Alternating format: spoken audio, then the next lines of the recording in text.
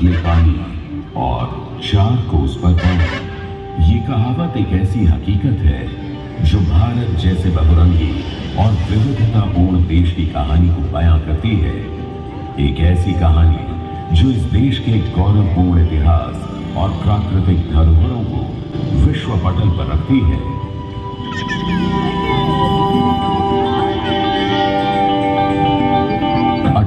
राज्यों और 8 केंद्र शासित प्रदेशों से बने हमारे देश में हर जगह की अपनी एक विशेषता, अपना एक सांस्कृतिक महत्व है।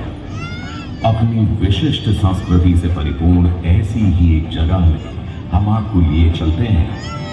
ये है भारत की दूसरी सबसे अधिक आबादी वाले राज्य महाराष्ट्र में, जो अपने अंदर समेटे हुए हैं ऐसे शहर जो देश की शान बढ़ाते हैं।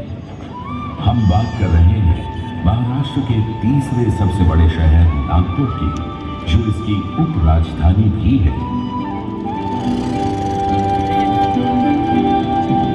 इतिहास के पन्नों को टटोले तो देवगढ़ के गोंड राजा बख्त बुलंद शाह ने 1703 में अपने राज्य विस्तार के लिए नागपुर शहर की स्थापना कर इसे अपनी राजधानी बनाया।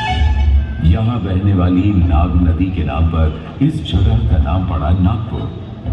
गोंड राजाओं के बाद नागपुर मराठा साम्राज्य के अधीन आया। वही महान मराठा साम्राज्य जिसके संस्थापक थे वीर छत्रपति शिवाजी महाराज। 1943 में राघोजी भोसले प्रथम ने नागपुर की कमान संभाली और यहाँ के पहले मराठा शासक बने।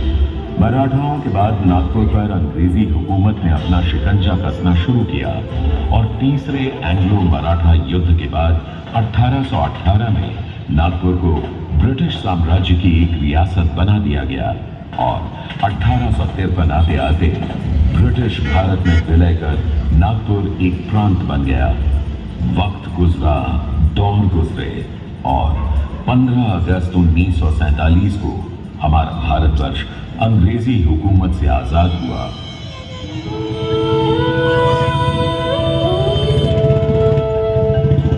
आजादी के बाद नागपुर के विकास की भी रूपरेखा तैयार की गई और इसे कॉटन हब के रूप में विकसित किया जाने लगा।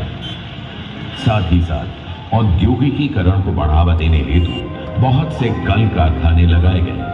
1960 के बाद यहाँ की मराठी आबादी को देखते हुए इसे महाराष्ट्र के जिले के रूप में शामिल किया गया।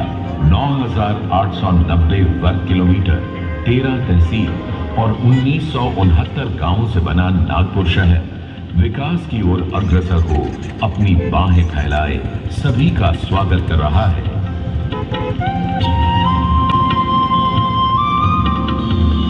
ऑरेंजेस यानी संतरे का सबसे ज्यादा उत्पादन करने वाला भी जाना जाता है। खूबसूरत झीलों से घिरे हुए नागपुर शहर के आसपास वाले इलाकों में फैले वन क्षेत्रों में सबसे अधिक टाइगर पाए जाते हैं। इसलिए नागपुर को टाइगर कैपिटल ऑफ इंडिया भी कहा जाता है। यह सारे क्षेत्र अनेक जंगली जीवों और वनस्पतियों से समृद्ध है। इसके अलावा नागपुर में एशिया का सबसे बड़ा चिड़ियाघर गोरेवाड़ा में ही स्थित है। इन सभी जगहों को देखने के लिए हर वर्ष असंख्य सैलानी आते हैं। भारत की प्रगति में अपनी अहम भागीदारी निभाने हेतु कंटेनर कॉर्प और मिहान जैसी बड़ी परियोजनाएं हैं, जो नागपुर को कार्गो हब बनाकर देश के विभिन्न भागों से जोड़ने की एक अनूठी पहल है। नागपुर से मुंबई की बीच की दूरी को कम करता समृद्धि महामार्ग राष्ट्रीय एवं अंतर्राष्ट्रीय बाजारों का गेटवे माना जाता है।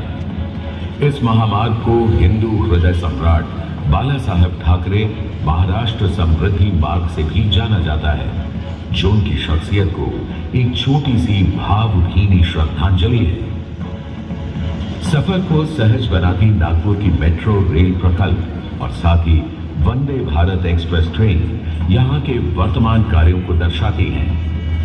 नागपुर शहर के बारे में एक रोचक तथ्य ये भी है कि यहाँ 0 माइल यानी 0 मील का पत्थर लगा हुआ है। चूंकि नागपुर भारत के बिल्कुल मध्य में स्थित है, इसलिए 1907 में यहाँ GTS यानी ग्रेट ट्रिग्नोमेट्री सर्वे के दौरान यह पत्थर लगाया गया था। नागपुर का नाम कुछ ऐसी शख्सियतों से भी जुड़ा है जिनका अगर जिक्र ना हो तो कहानी अधूरी सी लगती है। संविधान के रचयिता डॉक्टर बाबा साहेब आम्बेडकर की, जिन्होंने इसी शहर में 14 अक्टूबर 1956 के दिन अपने अनुयायियों के साथ दीक्षा ले बौद्ध धर्म ग्रहण किया था। नागपुर में ही बौद्ध धर्म और उनके अनुयायियों का प्रतीक स्मारक दीक्षा भूमि भी है। आज नागपुर सहित देश के सभी ऐतिहासिक एवं पारंपरिक सांस्कृतिक विरासत व आधुनिक विकास की धाराओं में बह रही भारत की विविधता पर पूरी दुनिया की नजर है। भारत की प्रेसिडेंसी में आयोजित G20 सम्मेलन का थीम वसुधैव कुटुंबकम यानी एक पृथ्वी, एक परिवार, एक भविष्य